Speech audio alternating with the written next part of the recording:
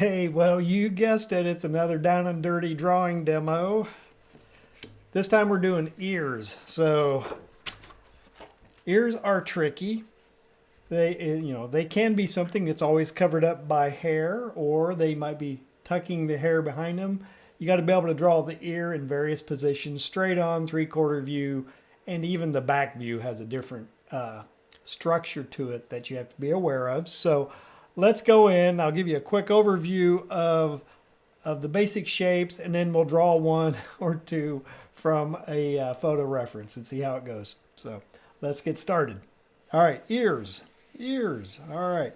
So essentially, you're talking a C, roughly a C shape, right?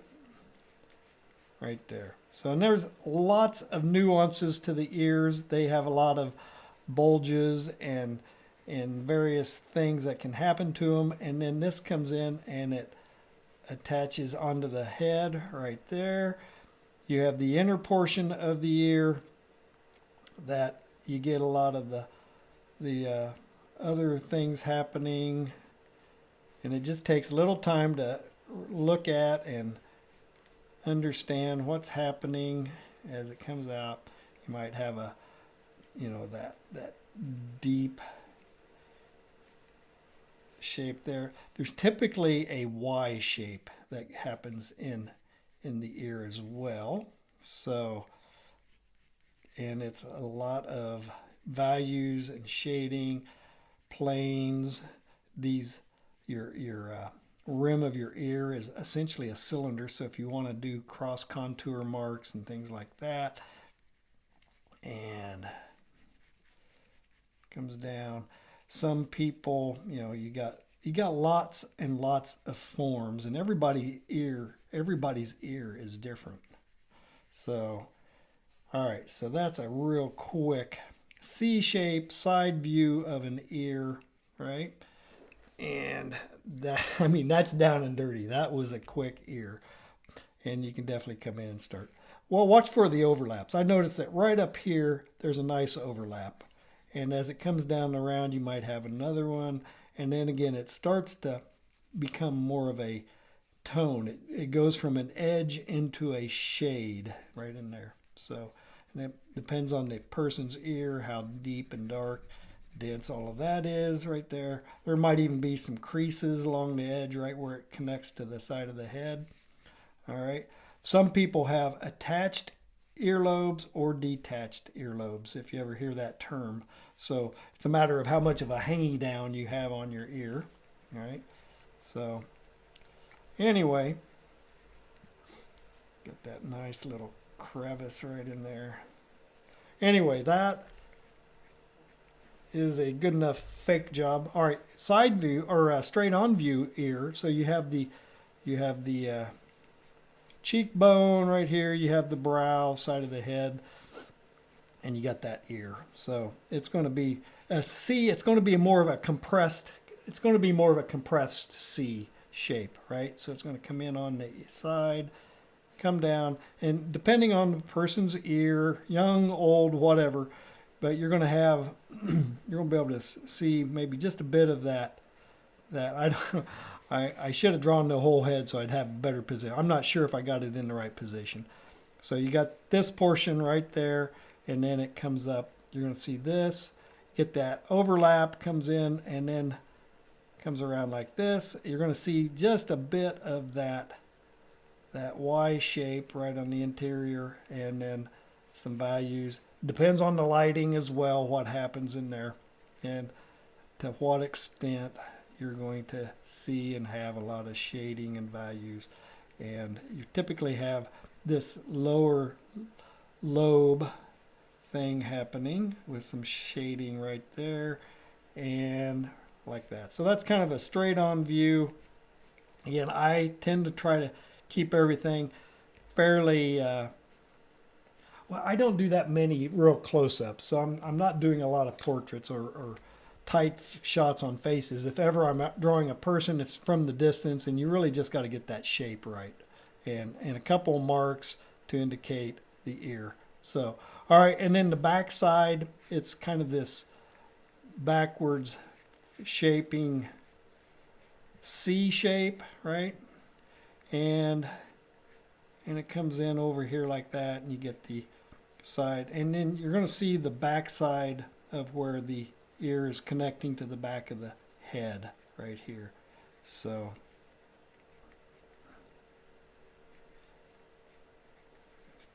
anyway, this is all something you're going to have to kind of play around with, get used to the again, structure of the ear. Has that cylindrical shape to it, and it about comes down around like that again. So there's 3 fast ears in less than 6 minutes. Man, that one kind of sucks. But let's go ahead and I'll do a quick charcoal version from a photographic reference. Let's do this one. This is kind of a 3. Here, let me hang on. Yeah, let's do this one. This one's kind of a 3/4 inch, 3/4 angle of the ear on a, looks like a girl's face. So, all right, here we go. Let me get everything lined up here, nice and neat. All right, here we go. So the ear, all right. Boy, this is going to be a big ear.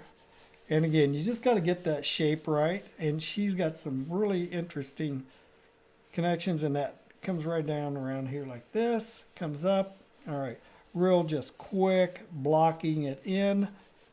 There's the top portion, comes in around, down, goes interior.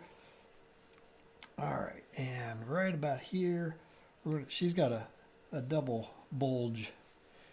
Little side of her ear comes around. All right, comes around. Oh, look at all those shapes. Lots of very interesting looking shapes. Just get in here and we'll just try to find them. That Y shape, she's got that. Hers is kind of right in there. There's that Y shape. Right there. Comes around. Got that big shape right there. Comes into a shadow. So there's a lot of transitions from edges and lines into tones.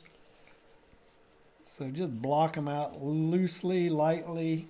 Get in there. Don't be afraid of it. Got another shape coming in here. It's a secondary, kind of a big shape like that. You got some tertiary shapes inside it. All right, so we'll just treat this like a photograph. We're going to develop a photograph right now. It's just going to come up as a whole very slowly, and we'll keep adding and layering in mass and tone, getting a sense of shape. We got a shadow coming under here. All right, cool. And we got her hair coming off the back right there, comes up like that. There we go. So we got some value. That'll help us. There we go. So we already have the ear pretty much structured up, and it is at this point pretty much just a matter of working in your value ranges to create a sense of 3D modeling and form.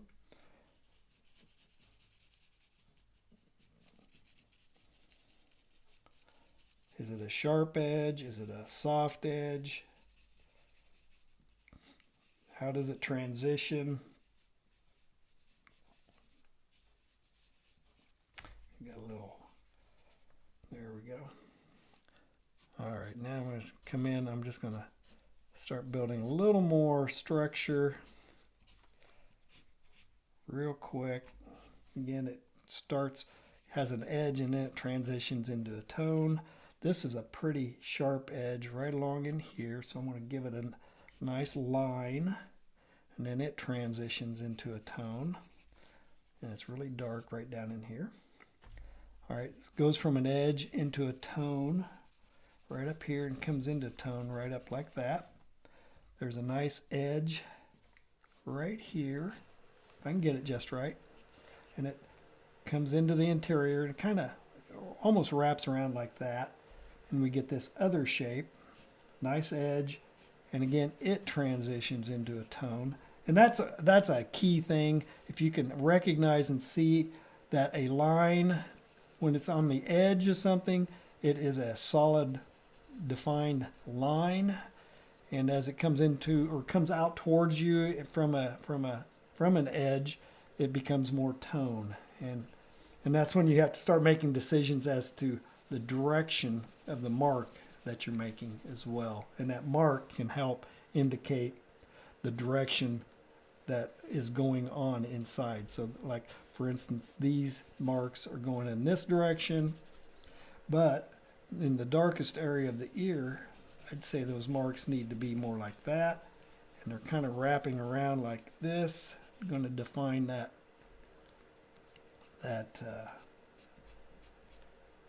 boy, I didn't get that right at all. Here, there we go. Let's do that. There we go. That's a little better.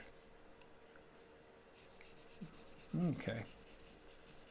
All right. And there's a nice darker area right in here. So at this point, it's just a big game of finding value and transitioning it. There's a nice edge right along in here. It's a little soft, so you might make it a little wider. But as it comes around over here, it's a little sharper. And you might transition it out again. And there's a nice spot right in here. We're going to connect with that shape.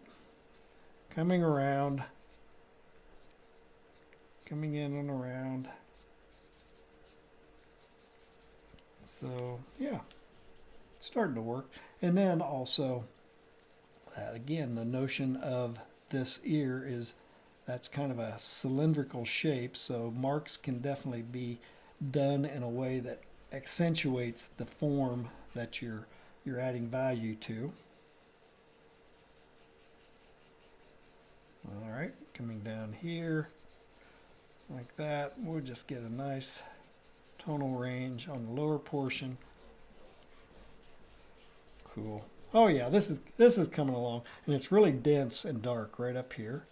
So I'm just going to come in and get some tones happening right here.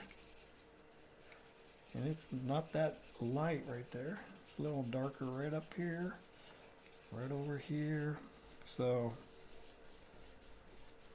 there we go.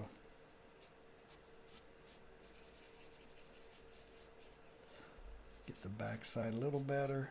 So anyway, this is a fun shape and a fun thing to learn to draw as well. Just keep in mind that it's a breakdown of a C shape in various angles, whether it's a wide one or a squished one or a really a backwards one for the back side of the ear. So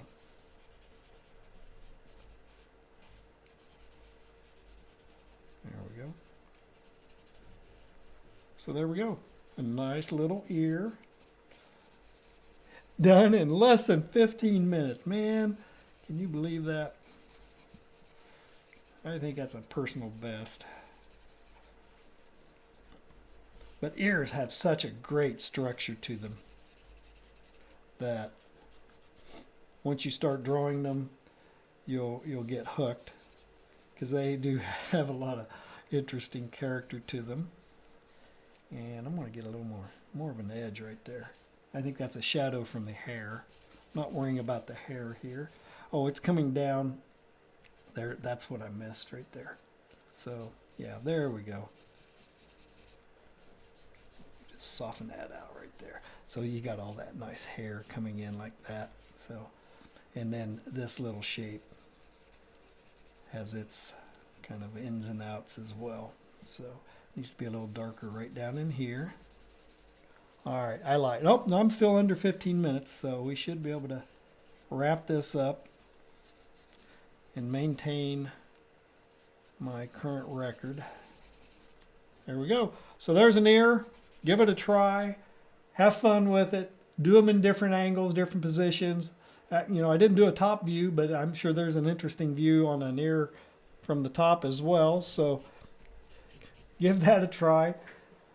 Hey, if you got any value out of this tutorial, please give me a like and a subscribe. Please get over to the video description and you can download some free Loomis drawing resources Drawing the Figure for All It's Worth and Drawing Heads and Hands.